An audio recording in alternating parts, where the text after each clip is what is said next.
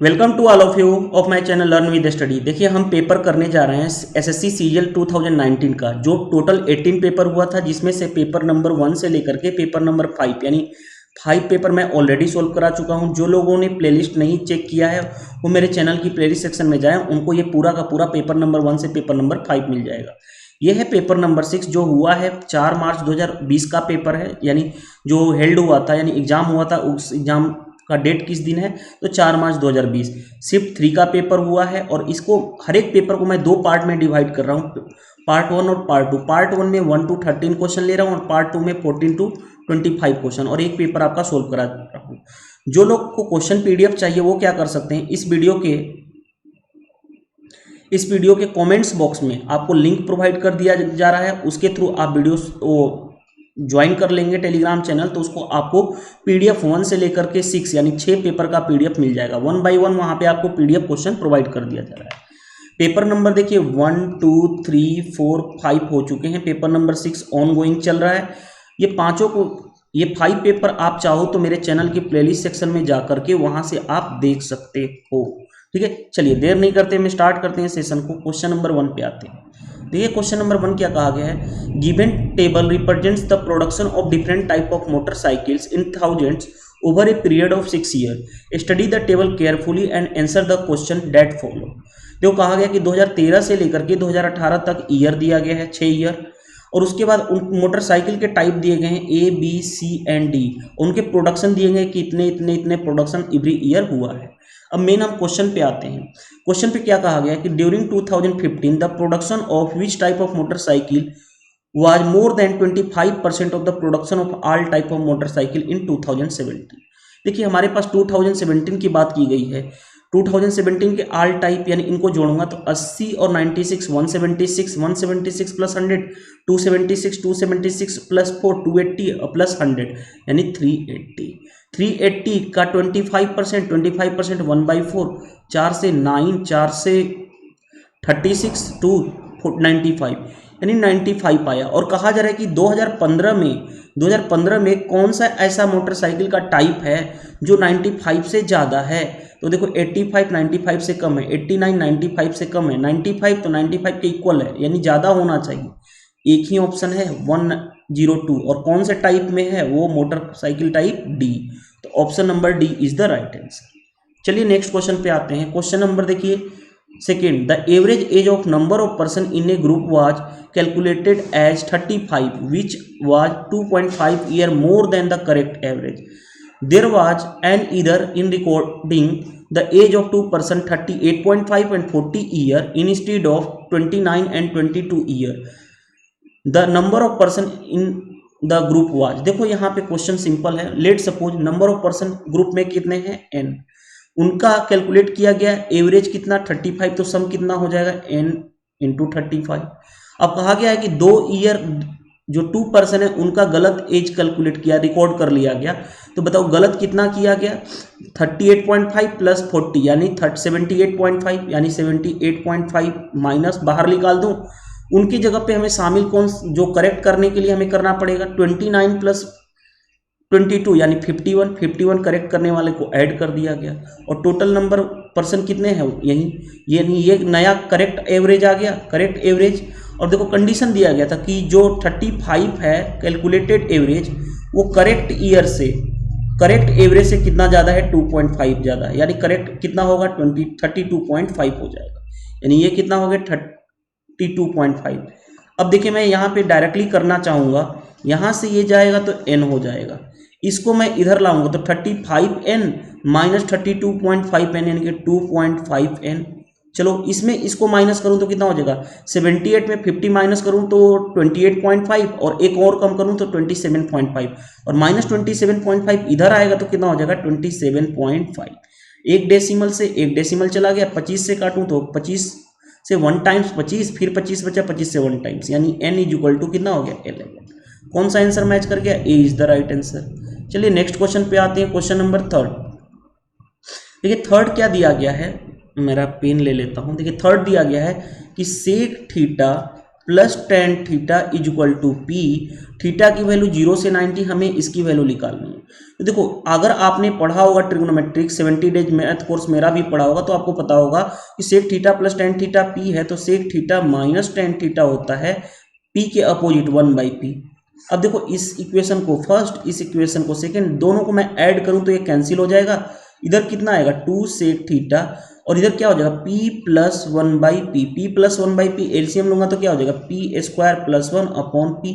ये 2 इधर चला जाएगा, यानी हमारे पास सेक थीटा की वैल्यू ये आ गई। और सेक थीटा होता क्या है, सेक थीटा होता है h upon b।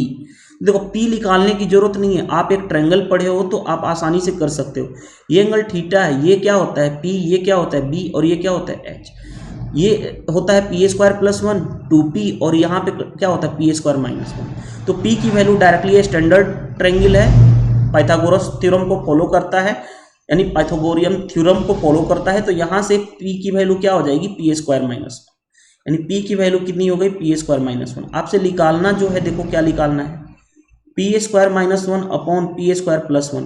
P square minus 1 किसकी वैल्यू है p की, पी स्क्वायर प्लस 1 किसका है h की, और p by H perpendicular upon hypotenuse होता क्या है साइन थीटा, यानी इस किसकी वैल्यू है साइन थीटा की। Option number B is the right answer. चलिए क्वेश्चन नंबर 4 पे आते हैं। टू कोड A B and C D of a circle intersect at E, A is equal to 12, B is equal to इतना, C D is equal to 3DE, then the length of इतना। देखो यहाँ पे correct कर लेना, यहाँ पे जो एक्चुअल क्वेश्चन था बी इज इक्वल टू 20.25 है, ठीक है, बी इज इक्वल टू 20.25 है एक्चुअल पेपर में, ठीक है। चलिए तो हम आते हैं क्वेश्चन में। दो कोड है, एक सर्किल का दो कोड हमने बना लिया। लेट सपोज ये दो कोड है, ये ए बी है और ये क्या है सी डी है। आगे कहा गया ए बी ये कट कर रहा है एट पॉइंट ई पे, ए इज इक्वल टू 12, ये कितना है 12, ये दिया गया 22.25। अब देखो एक कंडीशन दी गई है कि सी इज इक्वल टू 3DE। अगर डी को मैं एक्स मानूं तो सी कितना हो जाएगा 3x, यानी अगर डी को मैं x मानूं तो c कितना हो जाएगा 3x। अब आपने प्रॉपर्टी पढ़ा होगा या मेरी 70 डेज मैथ कोर्स देखे होंगे, तो आपने प्रॉपर्टी पढ़ा, इसका और इसका प्रोडक्ट, इसका और इसका प्रोडक्ट इक्वल होता है, यानी AE into E B is equal to CE into E D. चलो उस पर निकाल लेते हैं, तो कितना होगा 12 into 20.25 is equal to CE 3x into x.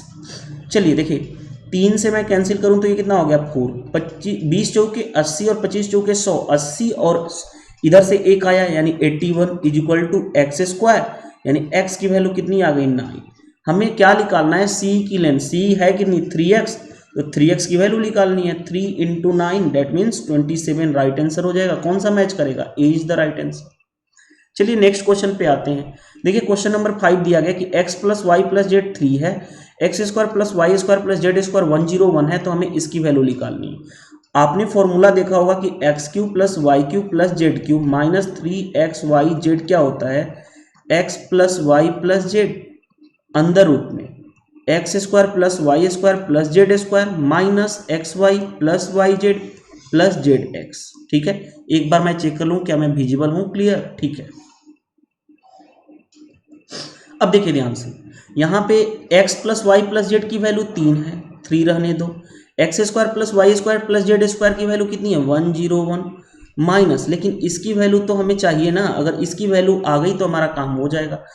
आपने एक और फॉर्मूला पढ़ा होगा कि x plus Y plus z का होल स्क्वायर क्या होता है x square plus Y square plus Z square plus 2 into x Y plus Y Z plus Z x.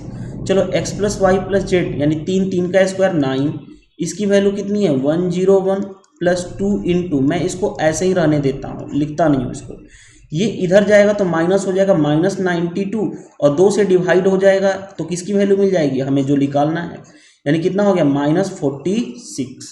अब देखो ये किसकी वैल्यू थी, इसकी वैल्यू आ गई ना हमारे पास, और इसकी वैल्यू है कितनी माइनस 46 यानी प्लस 46। चलो 3 इंटू ये कितना हो गया, मैं अब कलर चेंज करने जा रहा हूँ, 3 इंटू इसको मैं जोड़ूंगा तो 147। अब देखो इसमें से 3 मैं ले लूँ तो 3 इंटू 3 इंटू 3 से डिवाइड करूँगा 3 चौके 12, 3 9 27, और ये तो हमारा आया इसकी वैल्यू, लेकिन हमें चाहिए स्क्वायर रूट, क्योंकि क्वेश्चन में स्क्वायर रूट था, तो इसका स्क्वायर रूट करूँगा तो क्या होगा 3 इंटू यहाँ से कितना आएगा 7, यानी कितना हो गया 21। 21 कौन सा आंसर है, ऑप्शन नंबर बी। चलिए नेक्स्ट क्वेश्चन पे आते हैं, क्वेश्चन नंबर 6। देखिए क्वेश्चन नंबर 6 क्या दिया गया है, ध्यान से पढ़ते हैं। इसकी वैल्यू इतनी है तो हमें निकालना है ये, देखो हमें निकालना क्या है 9x² प्लस 1/16x² की वैल्यू निकालना। देखो पहले मैं इसको x से डिवाइड करूंगा, तो x से डिवाइड करूंगा तो क्या हो जाएगा 12x प्लस यहाँ से डिवाइड करूंगा तो 1/x, और ये इधर जाएगा तो 21x, और x से डिवाइड करूंगा तो 21। अब देखो मेरे को ये बनाना है 9 और 16 बनाना है ना, तो मैं क्या करूं, यहाँ पे देखो मैं क्या कर रहा हूँ 1/4 से डिवाइड कर दूं, बोथ साइड 1/4 से डिवाइड मल्टीप्लाई कर देता हूँ, नॉट डिवाइड, 1/4 से मल्टीप्लाई कर दूं, तो ये कितना हो जाएगा 3x plus 1/4x is equal to, इधर कितना होगा 21/4। अब मैं बोथ साइड स्क्वायर करने जा रहा हूँ, बोथ साइड स्क्वायर करूंगा तो कितना आ जाएगा 9x² plus 1/16x² plus 2 into 3x into 1/4x is equal to, इसका स्क्वायर करूंगा तो कितना होगा 441/16। अब देखो 3 से x कैंसिल, 2 से यहाँ पे 2 कैंसिल, 3/2 आया, 3/2 अगर मैं इधर लेके जाऊं तो -3/2, और इसी की तो वैल्यू हमें निकालनी थी। लेकिन अब एक चीज और समझो बात को, यहाँ पे मैं कलर चेंज करने जा रहा हूँ। मेरे को अब एलसीएम लेकर से बेटर है कि मैं बेस को सेम बना दूं। बेस को सेम बनाने के लिए क्या करूं, ऊपर नीचे 8 से मल्टीप्लाई, तो ये कितना हो गया 16, यानी 441 माइनस 24 अपॉन क्या हो गया 16। अब देखो यूनिट डिजिट कितना हो जाएगा 7, यानी कि 7 अपॉन नीचे 16, यूनिट डिजिट ऊपर 7 होना चाहिए, एक ही ऑप्शन है, वैसे भी माइनस करोगे तो 417 ही आएगा। आंसर कौन सा है, option number C is the right answer of this question. चलिए नेक्स्ट क्वेश्चन पे आते हैं। देखिए next question, question number 7। A sum x rupees was divided between A B C and D in the ratio इतना, ठीक है, the difference between the share of B and D is इतना, then the value of x। देखो 1/2 is to 1/5 is to 1/6 is to 1/9 है। अगर मैं इसको fraction को हटा दूं, इंटीजर में करूं, तो नीचे वाले टर्म्स का एलसीएम लेते हैं। नीचे वाले टर्म्स का एलसीएम कितना हो गया 90, तो 90 से सभी में मल्टीप्लाई कर देते हैं। 90 से मल्टीप्लाई करूंगा तो ये वाला कितना हो जाएगा 45, और ये कितना हो जाएगा 15 छक्के 45, ये कितना हो गया 5 से 5 14, 18 5 90, 18 हो गया, और ये कितना हो गया 15 छक्के 90, और ये कितना हो गया 10, यानी हमारा ये आ गया ए बी सी डी का, ए बी सी और डी का रेशियो। अब देखिए हमारे पास एक और क्वेश्चन क्या दिया गया है कि हमारे पास कहा गया कि बी और डी के डिफरेंस, बी और डी का डिफरेंस कितना है यहाँ पे 8 यूनिट का। तो 8 यूनिट के लिए क्वेश्चन में कितना देगा 832, तो 1 यूनिट की वैल्यू कितनी हो जाएगी 104 रुपीज।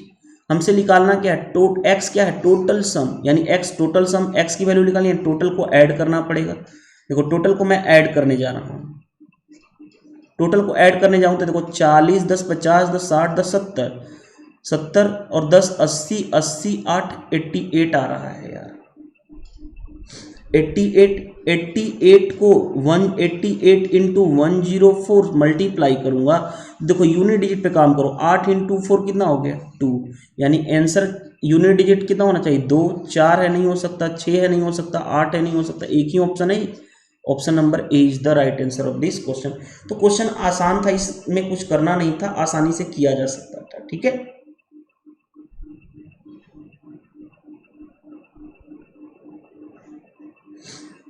चलिए नेक्स्ट क्वेश्चन पे आते हैं। 1/2 1/5, 45 दूनी 90, 45 हो गया, ठीक है,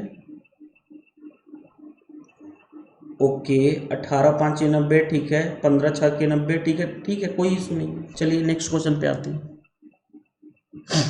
question number 8, area of a field of a regular hexagon is इतना, the cost of finishing the field इतना रुपए पर मीटर इज। देखो यार रेगुलर हेक्सागोन का एरिया होता क्या है, एरिया होता है 6 टाइम्स ऑफ इक्विलेटरल ट्रायंगल, क्योंकि उसमें क्या बनते हैं 6 इक्विलेटरल ट्रायंगल, तो 6 इंटू √3/4 ए स्क्वायर इक्विलेटरल ट्रायंगल का एरिया, यानी त्रिभुज कौन सा इक्विलेटरल ट्रायंगल यानी समबाहु त्रिभुज का एरिया का 6 गुना, क्योंकि 6 समबाहु त्रिभुज होते हैं, और वो कितना दिया गया 20 इतना, √3 से √3 कैंसिल, 6 से मैं काटूँ तो 400, ए स्क्वायर कितना हो गया 400 इंटू 4 यानी कि 1600, तो ए की वैल्यू आ गई 40। अब देखो हमारे पास क्या कहा गया है कि पूरा का पूरा कॉस्ट फिनिशिंग के लिए, यानी पूरा का पूरा कॉस्ट अगर फिनिशिंग का मतलब पेरीमीटर, पेरीमीटर क्या होगा 6a, क्योंकि सभी एरिया सभी साइड ए होते हैं तो 6a, तो 6 इंटू ए की वैल्यू 40, ये क्या आया पूरा का पूरा पेरीमीटर। 1 मीटर के लिए इतना कॉस्ट है तो इतना मीटर के लिए इतना इंटू 6.80। अब देखो ध्यान से, मैं डेसिमल हटाऊं तो कितना हो जाएगा, नीचे 100, 1 0 से 1 0, 1 0 से 1 0, हमारे पास आया क्या 6 इंटू 4 इंटू 168। यूनिट डिजिट पे काम करने जा रहा हूँ, देखो ध्यान से, यहाँ पे चलो मल्टीप्लाई भी कर लो, 24 इंटू 168, 8 चौके 32, यूनिट डिजिट 2 आना चाहिए, 6 है नहीं हो सकता, 4 है नहीं हो सकता, 2 एक ही में है, और वैसे भी ये क्या नहीं हो सकता। तो इस तरह से आपको करना होता है, यूनिट डिजिट पे वर्क करके आप क्वेश्चन को आसानी से बना सकते हैं। चलिए नेक्स्ट क्वेश्चन पे आते हैं। ये question number 9, place A and B 144 kilometre part, ठीक है, 2 car start simultaneously, one from A and other from B. If they move same direction, they will meet 12 hour. If move toward each other, they will meet इतना hour. The speed of the car moving at the faster speed is, देखो basic question है यार, देखो क्या दिया गया है कि हमारे पास पॉइंट प्लेस A है और हमारे पास प्लेस B है। अगर मैं मान लूँ कि एक कार यहाँ से स्पीड S1 है और यहाँ से स्पीड S2 है, अगर दोनों सेम डायरेक्शन में जा रहे हैं, क्योंकि ये डिस्टेंस तो फिक्स है, अगर दोनों सेम डायरेक्शन में जा रहे हैं तो 12 आवर लग रहा है। अगर दोनों अपोजिट, अगर ये इधर आए और ये इधर आए, यानी S1 S2, इस केस में टाइम कितना लग रहा है 9/8 आवर। आप जानते हो स्पीड क्या होता है, डिस्टेंस अपॉन टाइम। अब सेम डायरेक्शन में स्पीड क्या हो जाता है, जुड़ जाता है, यानी सेम डायरेक्शन में स्पीड क्या होता है, घटता है, यानी S1 माइनस S2। और स्पीड क्या होता है, डिस्टेंस अपॉन टाइम, यानी 144 अपॉन टाइम लग रहा है 12, यानी कितना हो गया 12। Equation first. दूसरे वाले केस में अपोजिट जा रहे हैं तो क्या हो जाता है, जुड़ जाता है रिलेटिव स्पीड। 144 डिस्टेंस तो उतना ही टाइम लग रहा है, 9/8, वो 8 ऊपर चला जाएगा, 16 9 144, 16 8 128, यानी 128। इक्वेशन सेकेंड देखो हमारे पास आया S1 plus S2 128, S1 minus S2 कितना आ गया 12। चलो मैं ऐड कर देता हूँ, अगर इस दोनों इक्वेशन को ऐड करूंगा तो ये cancel, 2S1 is equal to 28 10 38 2 40, यानी 140, तो S1 की वैल्यू कितनी आ गई 70। यानी अगर एक 70 है, देखो S1 एक 70 है तो दूसरा कितना होना चाहिए 58, यानी कौन बड़ा है 70 और 58 में कौन बड़ा है, तो 70 बड़ा है, तो 70, क्योंकि फास्टर चेन के बारे में पूछा गया, तो option number A is the right answer. चलिए नेक्स्ट क्वेश्चन पे आते हैं भाई। देखो ये मेरे को अच्छा क्वेश्चन है, मेरे को अच्छा क्वेश्चन लगा इसलिए क्योंकि इसमें थोड़ा सा ट्विस्टेड है, थोड़ी सी लेंदी पड़ेगा, लेकिन अच्छा क्वेश्चन है। देखिए क्या कहा गया कि A B and C donates 8%, 7% and donates 8%, 7% and 9% of their salary respectively to the charitable trust. The salary of A and B are same and the difference between the donation is इतना। आगे बढ़ते हैं, the total donation of A and B is इतना rupees more than the C. The total donation of A and C is what percent of the total salary of A B and C. देखो यहाँ से question हम बनाएंगे आसानी से। ए की salary मान लेता हूँ एक्स और बी की सैलरी क्या होगी, क्योंकि ए सैलरी ऑफ ए और सैलरी ऑफ बी क्या है सेम है ना, तो बी की भी एक्स और सी की मैं मान लेता हूँ वाई। आप कुछ भी ले सकते हो, जेड एम एन कुछ भी लेट सपोज कर सकते हो, ठीक है। अब आगे बढ़ रहे हैं, ये कितना डोनेशन कर रहा है, देखो ध्यान से मैं आपको बताने जाऊं, देखो हाँ ठीक है, यहां तक तो कोई इशू नहीं है। The difference between the donation और ए और सी के बीच, ए और बी में डिफरेंस डोनेशन का कितना है 259 रुपीज। ए कितना डोनेट कर रहा है 8%, बी कितना दे रहा है 7%। 8% of x minus 7% of x, यानी 1% ऑफ एक्स, और दोनों में डिफरेंस, क्योंकि मैंने डिफरेंस लिया इन दोनों में 1% और एक्स का, और ये कितना है 259 के बराबर है, ठीक है। यहां तक हो गया, 259 के बराबर है। चलिए आगे बढ़ते हैं। अब क्या है आगे क्वेश्चन में क्या कहा गया है, अगर इतना है चलो तो 1% का मतलब 1/100 into x is equal to 259। तो x की वैल्यू यहाँ से कितनी आ गई 25900, यानी x की सैलरी कितनी हो गई 25900। और वहीं b a की सैलरी आ गई, वहीं b की भी सैलरी होगी 25900। ये तो हमारे पास चलो मिल गया। अब आते हैं नेक्स्ट क्वेश्चन, नेक्स्ट स्टेटमेंट वगैरह जो भी दिया गया होगा उस पर। Donation, the total donation of A and B is इतना मोर देन द इतना of C. Okay, total donation of A and B, देखो total donation of A and B, total donation A and B. अब बताओ ए कितना है 8%, B कितना है 7%, total donation 8% और 7%, 15% ऑफ एक्स हो गया। तो बताओ 1% ऑफ एक्स इतना है, तो 15% ऑफ एक्स कितना होगा 259 इंटू 15।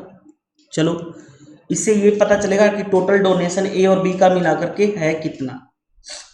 ठीक है, टोटल डोनेशन ए और बी का मिला करके है कितना। तो देखो ध्यान से, ए और बी का मिला करके अगर मैं मल्टीप्लाई करूं तो 2590 प्लस 5 9 45, 25 5 125, 125 और 4 129, ऐड कर दूं तो 5 9 9 18, 5 2 7, देखो 5 9 9 18, 5 2 7, 1 8 और ये कितना हो गया 2 1 3, यानी 3885। अब देखो यहाँ पे टोटल डोनेशन ए प्लस बी का टोटल डोनेशन मिला करके 3885 है, जो कि कितना ज़्यादा है, इतना ज़्यादा है सी से। तो सी कितना होगा, कम होगा उतना, यानी अगर माइनस कर दूं 1185 तो सी की मिल जाएगी, यानी 0 0 7 2700, सी की डोनेशन मिल गई 2700। अब आगे बढ़ते हैं, total donation of A and C is what percent of the total salary of A B and सी।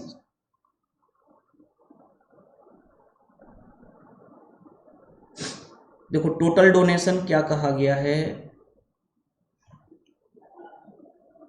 एक मिनट रुकिएगा, मैं यहाँ पे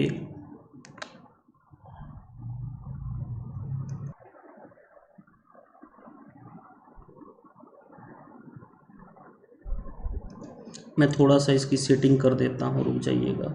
और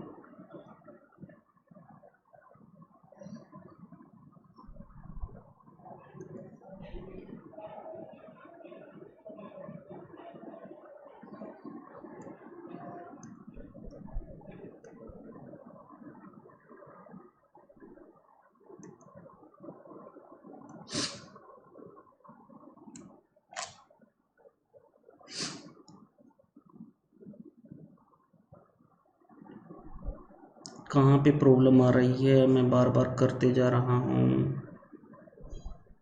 चलो कोई बात नहीं,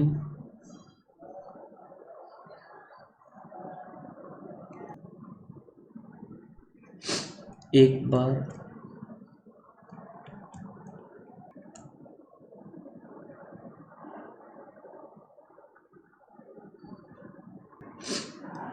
चलिए देखते हैं आगे। देखिए क्या कहा जा रहा है, देखिए क्या कहा गया था कि total donation of A and C, ठीक है, ए और सी की बात की गई है, टोटल डोनेशन।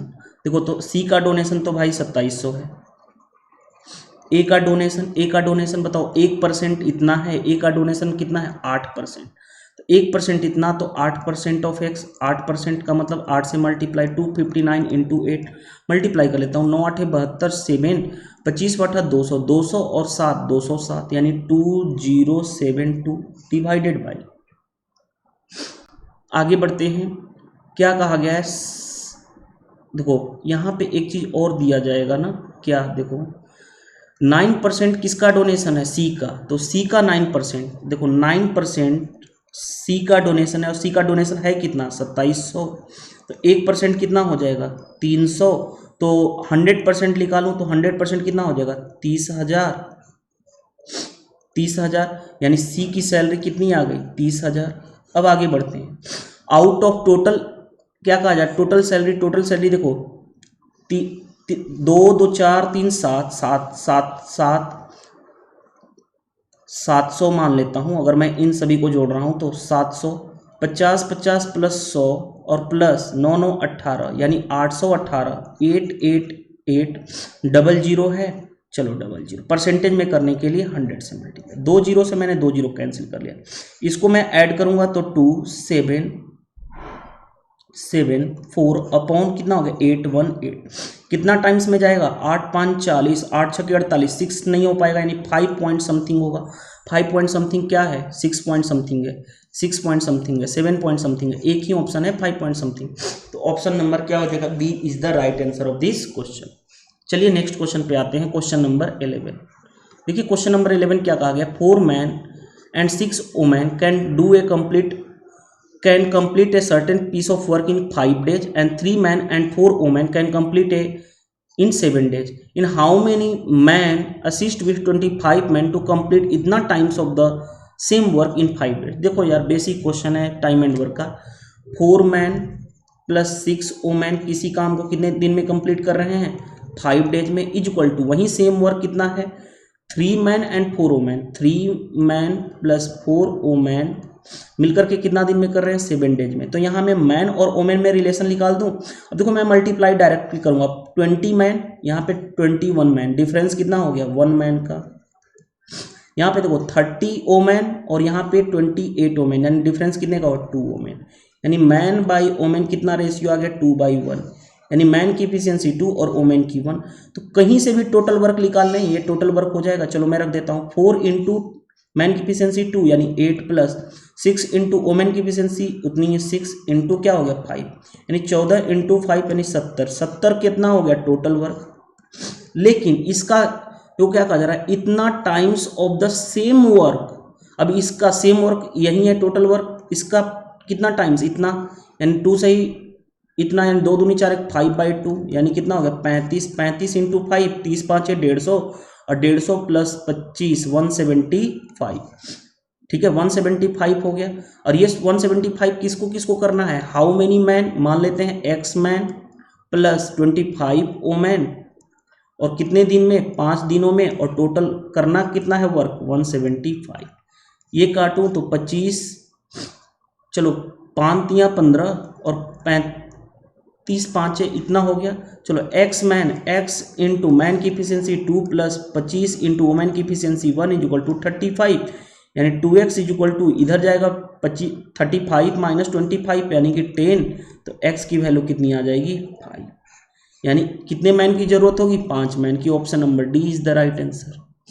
चलिए नेक्स्ट क्वेश्चन पे आते हैं, क्वेश्चन नंबर 12।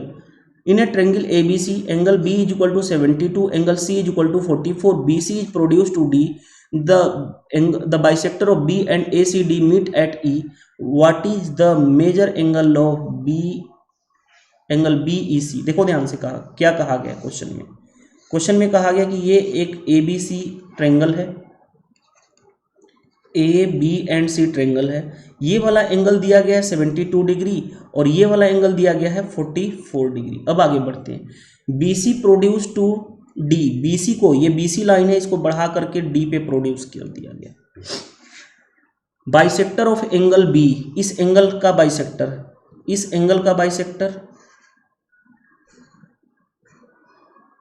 ठीक है, angle B and ACD, AC और D इसका एंगल बाइसेक्टर, दोनों मीट कर रहे हैं किस पे, एट पॉइंट E पे, ये पॉइंट E है। तो आगे पूछा गया है एंगल B E और C, यानी ये वाला एंगल बताना है, ये वाला एंगल क्या होगा। अब देखो ध्यान से, ये वाला एंगल मान लेता हूं ये x है, x निकालना है। एक चीज देखो कैसे हम क्वेश्चन को सोल्व करेंगे, 72 और ये कितना हो गया 44, अगर मैं 72 44 जोड़ूं तो कितना होगा 7 4 11, 118, 180 में से 118 घटा दूंगा, 180 में से 120 घटाता तो कितना हो जाता, 180 में से 110 घटाता, देखो 180 में से 110 घटाता तो कितना होता, चलो डायरेक्टली कर लो यार 2, और ये कितना हो गया, मैंने कहीं गलती तो नहीं ले लिया ना डाटा, सॉरी, यहाँ पे जोड़ने में क्या है 72 40 यानी 116 होगा ना, 116, 180 में 116 घटा दूँ, 80 में 120 घटाऊंगा तो कितना हो जाएगा 60, हमने क्या घटा दिया 6 एक्स्ट्रा, यानी कितना हो गया 64, अपने अकॉर्डिंग कर लो, यानी ये वाला एंगल कितना हो गया 64, क्योंकि किसी भी ट्रायंगल में तीनों कोणों का सम कितना होता है ये अब देखो याद रखो एक चीज और, देखो ध्यान से, आप एक लाइन पे कोई भी एंगल हो उसका कितना होता है सम 180, यानी ये 44 है तो ये पूरा का पूरा कितना हो जाएगा, ये वाला एंगल 180 माइनस इतना, 180 में से 40 घटाऊंगा तो कितना होगा 140, 140 में से 4 घटाऊंगा तो 136। और क्योंकि ये इसका एंगल बाइसेक्टर था, अगर ये 136 का आधा, 136 का हाफ कितना हो जाएगा 68, यानी ये वाला पोर्शन मैं कलर चेंज करके दिखा रहा हूं, ये वाला पोर्शन कितना हो गया 68 और ये वाला पोर्शन भी कितना हो गया 68। अब देखो ध्यान से, अब यहां पे देखो क्योंकि ये इसका एंगल बाइसेक्टर था तो ये 72 का आधा कितना हो जाएगा 36। अब सिर्फ हम इस ट्रायंगल की बात करने जा रहे हैं जो मैं अभी आपको डायग्राम के थ्रू दिखा रहा हूं। ट्रायंगल BCE में देखो ये वाला एंगल कितना है 36 प्लस ये पूरा का पूरा ये वाला एंगल कितना हो जाएगा इतना 60 40 100 और 8 4 12 112 प्लस ये वाला एंगल x और तीनों का एंगल का सम कितना होता है 180। चलो जोड़ लेते हैं, 6 2 8 3 1 4 148 प्लस x is equal to 180, x की वैल्यू 180 माइनस 148 यानी 40 40 में से 2 कम, सॉरी कितना हो गया 40 40 में से 8 कम करो तो कितना हो गया 32। Option number C is the right. किसी भी ट्रायंगल में तीनों कोणों का सम क्या होता है 180। बस चलिए देखते हैं क्वेश्चन नंबर 13 देखते हैं। In a triangle ABC AC is equal to इतना centimetre, BC is equal to इतना, P is the point on AB such that CP is equal to इतना and ACP is equal to इतना, what is the length of BP। देखो कोई भी triangle ABC है, ये A है, ये B है और ये क्या है C है। आगे बढ़ते हैं, AC दिया गया है, इसकी लेंथ दी गई है 8.4, BC दिया गया है, BC की लेंथ दी गई है 14 centimetre. P on point AB, P कोई पॉइंट है AB पे। आगे बढ़ते हैं, such that CP is equal to 11.2, इससे मिलाया गया इसको CP कितना है 11.2। 1 मिनट। अब देखिए आगे बढ़ते हैं, एंगल ACP देखो ध्यान से, एंगल AC एंड P यानी ये वाला एंगल B के इक्वल है, यानी अगर ये एंगल X है तो ये भी एंगल क्या है X है। आगे बढ़ते हैं, what is the length of BP, BP की लेंथ निकालनी है, यानी BP ये वाला लेंथ हमें चाहिए। अब देखो ये वाला एंगल अगर मैं मान लूं अल्फा, तो बताओ इस ट्रायंगल की बात करने जा रहा हूं, इस ट्रायंगल की, ये वाला ट्रायंगल और बड़ा वाला ट्रायंगल ABC, यानी मैं मान लूं ट्रायंगल ABC और छोटा वाला ट्रायंगल APC दोनों क्या होंगे सिमिलर होंगे, क्योंकि दो एंगल इक्वल तो क्या होगा ऑलरेडी इक्वल हो जाएंगे। अब देखिए ध्यान से, अब मैं क्या बोलने जा रहा हूं, सॉरी फॉर डैट, थोड़ी सी तबीयत ठीक नहीं है। चलिए अब आते हैं AB। अब देखिए बड़े वाले ट्रायंगल में एंगल अल्फा के सामने कौन सा है 14 डिग्री, 14 है तो 14 अपॉन छोटे वाले एंगल में, इस छोटे वाले ट्रायंगल में अल्फा के सामने कौन है PC यानी 11.2 इज इक्वल टू, अब देखो बड़े वाले ट्रायंगल में X के सामने कौन है 8.4, छोटे वाले ट्रायंगल में X के सामने है कौन PA इज इक्वल टू, अब देखो इधर में ये जो बच गया मान लो ये एंगल Z और बड़े इस वाले में बच गया, बड़े वाले ट्रायंगल में ये एंगल Z हो गया और बड़े वाले ट्रायंगल में मान लो ये पूरा का पूरा एंगल क्या होगा, अगर ये Z है, रुक जाइएगा,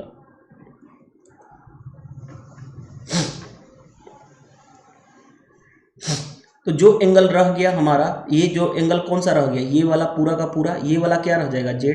तो छोटे वाले एंगल में Z, बड़े वाले एंगल में Z के सामने क्या है पूरा का पूरा AB अपॉन छोटे वाले ट्रायंगल में Z के सामने क्या है 8.4। एक बार इन दोनों को लेकर के सोल्व करूं तो PA क्या निकल जाएगा, PA इज इक्वल टू हो जाएगा 11.2 इंटू 8.4 अपॉन 14। और एक बार इन दोनों को लेकर के सोल्व करूं तो इन दोनों को लेकर सोल्व करूं तो AB कितना आ जाएगा 14 इंटू 8.4 अपॉन 11.2। चलो सोल्व भी कर लेते हैं ताकि हमें क्वेश्चन के आंसर तक पहुंचना है। 14 वाट थे 112 और यहाँ से डेसिमल निकाल के 10 आएगा और यहाँ पे भी क्या आएगा 10 आएगा। मल्टीप्लाई कर लूँ, देखो 8 चौके 32, 8 अठे 64, 65, 66, 67 अपॉन 100 यानी कितना हो गया ये 6.72। किसका वैल्यू आ गई पीए की। आगे बढ़ते हैं, ए बी कितना आ जाएगा 14 वाट है 100, ये 8.4 है, यहाँ से डेसिमल 10, यहाँ का हटा डेसिमल 10, 10 से 10 कैंसिल, 14 वाट है 112, 2 से काटूं तो 4 से काटूं 4 दूनी 8, 4 से काटूं 41, 41/2 का मतलब कितना होता है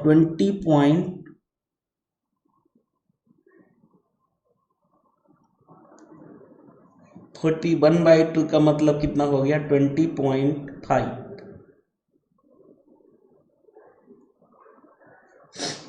41/2 20.5, कहीं मिस्टेक तो नहीं कर दिए ना।